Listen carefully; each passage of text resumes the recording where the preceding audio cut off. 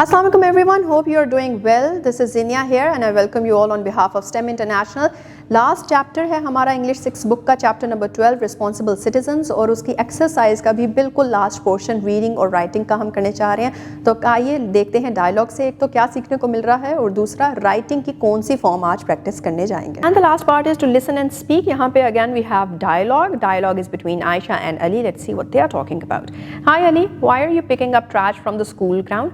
अली, आप ये school ground से ट्रैश क्यों उठा रहे हो? And Ali says, hi Ayesha, I believe keeping our surroundings clean is everyone's responsibility. Hi Ayesha, मैं ये सोचता हूँ या मेरा ये यकीन है कि अपनारी इर्द गिर्द जो सराउंडिंग है उसको साफ रखना हर किसी की रिस्पॉन्सिबिलिटी है। Ayesha says, that is true, a clean environment makes our school look beautiful and healthy. ये बिल्कुल सच है, एक क्लीन एनवायरनमेंट हमारे स्कूल को भी और जो है वो खूबसूरत भी दिखाता है और साथ ही साथ सेहतमंद या फिर हेल्दी भी रखता है। Ali says, yes, it also prevents disease and keeps us safe from germs. वो कहता है कि बिल्कुल हमें डिजीज़ से भी बचाता है या कोई बीमारियां होने से भी रोकता है, इस तरह से साफ़ सुथरा रहना, और दूसरा हमें जर्म्स से भी बचा के रखता है। Ayesha says, I agree, when we throw garbage in bins it shows that we care about our school.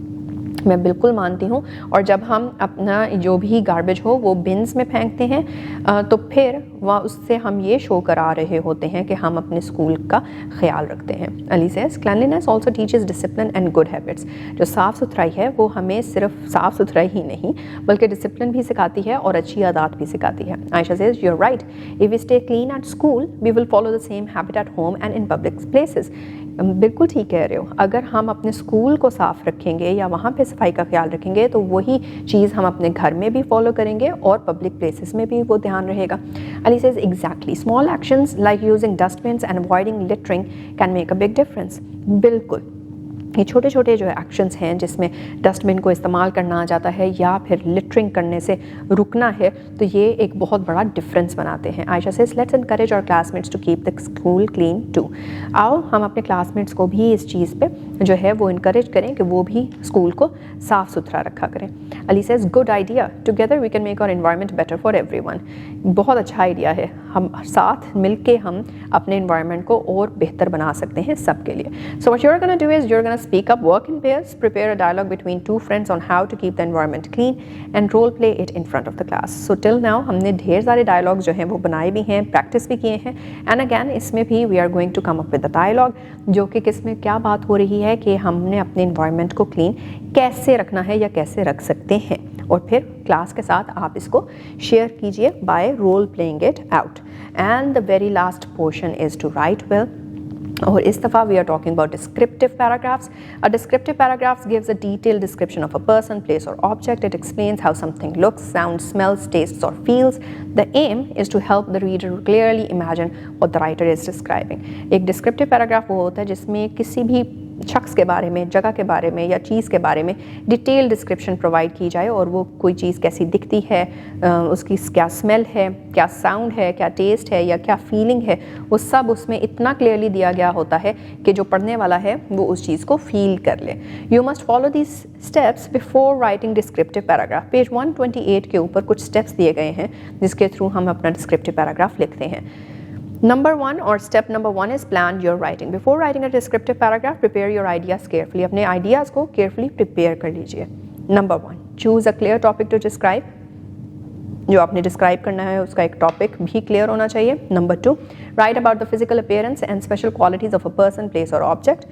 जो भी उस पर्टिकुलर टॉपिक से रिलेटेड कोई शख्स है, जगह है या चीज़ है, उसकी आपने फिजिकल अपीयरेंस के बारे में या फिर स्पेशल क्वालिटीज़ के बारे में जो है वो लिख लेना है।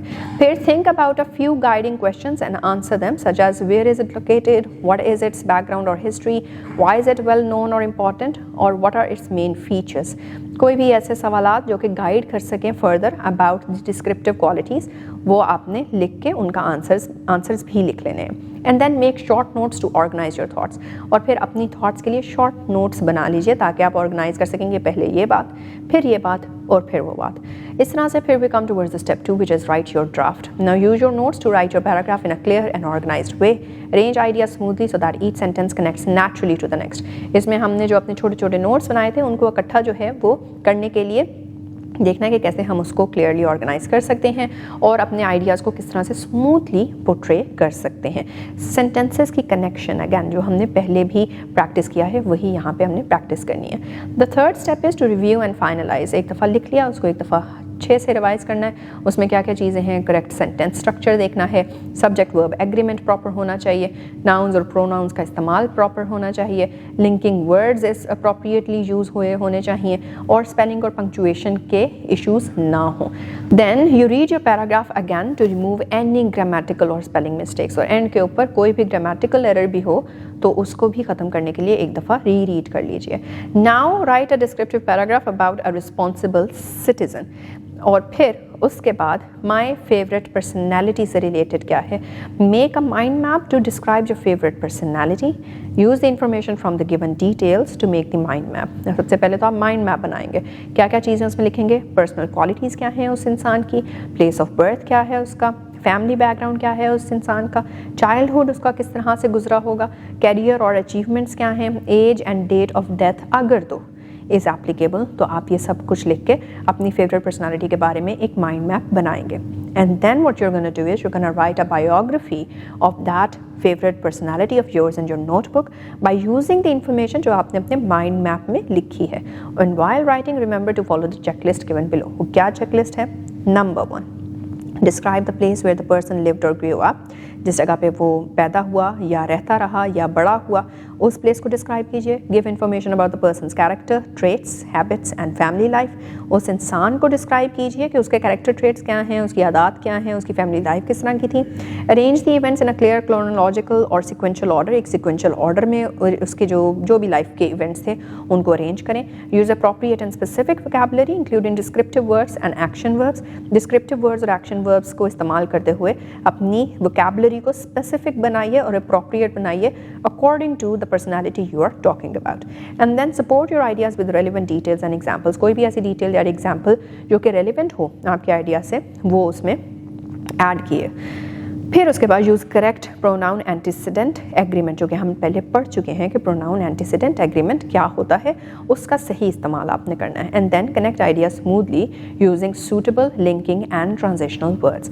लिंकिंग और ट्रांजिशनल वर्ड्स के इस्तेमाल से आपने अपने पैराग्राफ्स को भी एक स्मूथ सा एक स्ट्रक्चर देना है। And on that note we will be done with our writing well portion. So we went through this particular portion और हमने देखा कि किस तरह डायलॉग्स के थ्रू जो है वो एक दूसरे की आदत को बेहतर बनाया जा सकता है। एक अच्छा पॉजिटिव मैसेज स्पेशली क्लेanलीनेस से रिलेटेड जो है वो मैसेज लोगों तक इम्पार्ट किया जा सकता है। और ऑल्सो राइटिंग में हमने डिस्क्रिप्टिव राइटिंग को देखा। डिस्क्रिप्टिव राइटिंग में सिर्फ एक जगह नहीं बल्कि एक शख्स के बारे में भी लिखा जा सकता है और उसको हमने बायोग्राफी का नाम दिया।